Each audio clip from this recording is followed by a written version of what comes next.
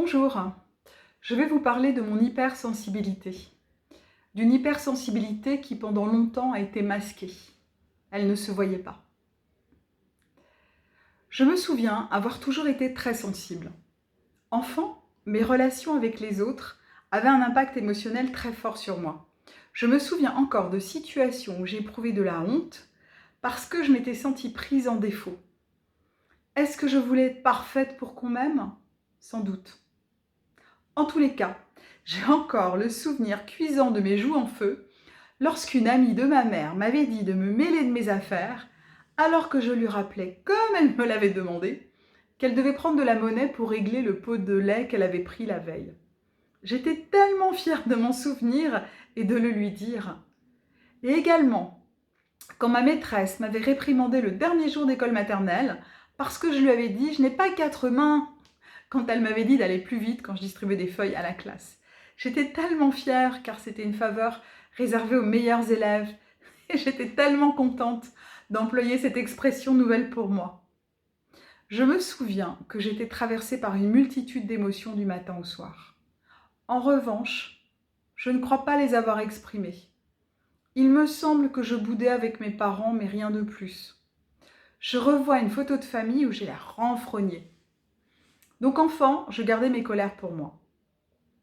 Mon frère cadet avait un tempérament colérique et occupait toute la place à la maison. Mes parents faisaient tout pour éviter de le mécontenter.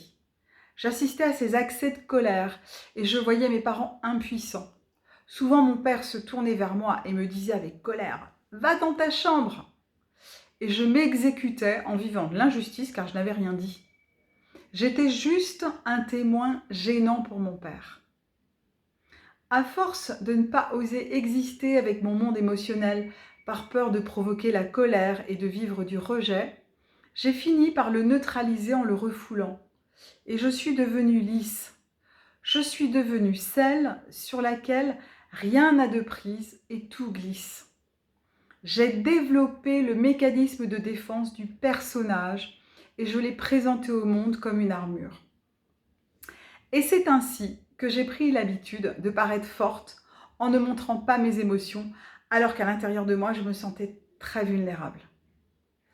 Je ressentais des émotions en permanence et je voyais les émotions des autres. J'ai développé une grande sensibilité au langage non verbal. Je voyais les émotions sur les expressions de visage et dans les attitudes corporelles, sans en connaître la signification. Et tout cela avait un impact émotionnel sur moi, mais je ne le montrais pas. Je me transformais en sauveuse au moindre signe de détresse alors qu'on ne me demandait rien, mais c'était plus fort que moi. Je voulais absolument aider mon entourage. C'est ainsi que j'ai développé ma capacité à écouter avec empathie et à analyser en faisant des liens avec ce que chacun me confiait. Et j'étais une excellente confidente, car j'étais sincèrement intéressée par toutes ces personnes que je voulais sauver.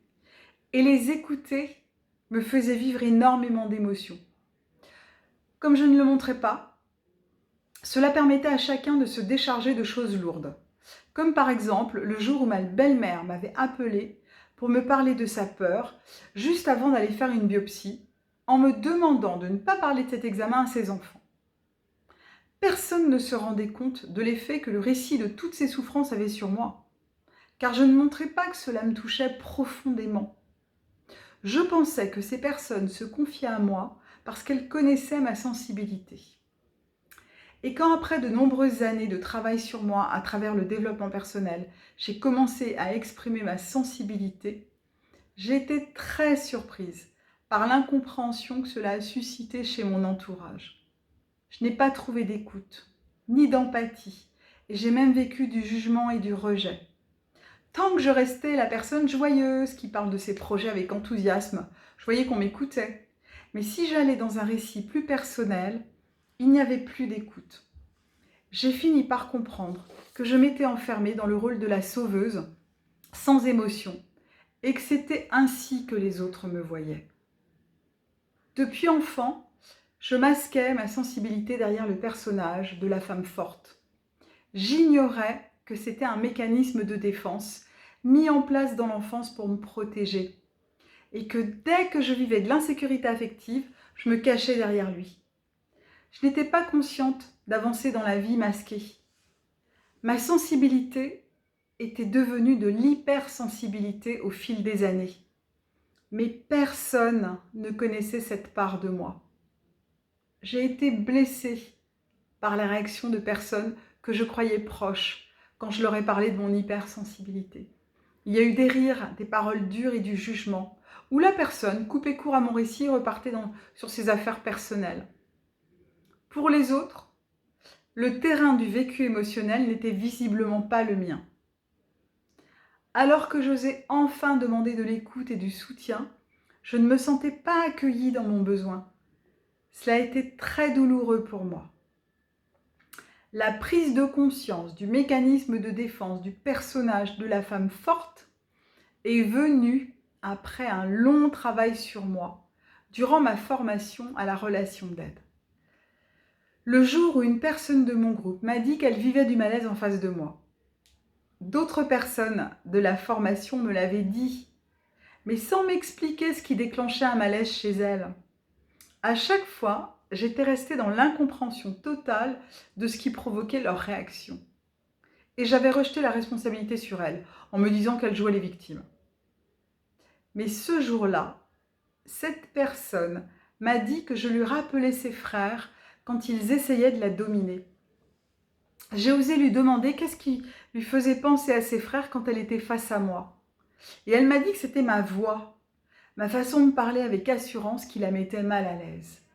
Et là, j'ai réalisé que lorsque je parlais, je pouvais effectivement donner l'impression d'être sûre de moi avec ma voix calme et posée. J'avais dirigé une entreprise pendant 23 ans avant de faire cette école pour me reconvertir en thérapeute en relation d'aide. Et j'avais appris à masquer mes émotions et mon manque de confiance en moi en parlant calmement sur un ton assuré. J'avais appris à maîtriser mon émotivité pour inspirer confiance à toutes les personnes que je côtoyais dans mon univers professionnel. Puis cela s'était étendu à mon univers personnel. J'étais devenue la personne solide et infaillible sur laquelle tout le monde pouvait s'appuyer. Cela m'a demandé beaucoup de travail sur moi pour sortir du personnage et montrer ma vulnérabilité. Durant mes 3 années de formation, chaque fois que j'étais reconnue par mes formateurs pour mon intelligence, je pleurais. Je voulais être reconnue pour ma sensibilité. J'ai longtemps cherché cette reconnaissance.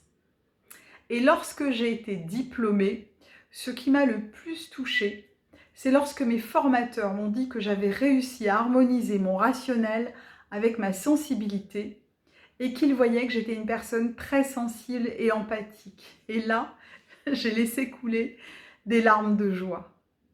Depuis, j'ai réalisé que de nombreuses personnes m'avaient parlé de ma sensibilité lorsque j'étais en formation, mais je ne les entendais pas.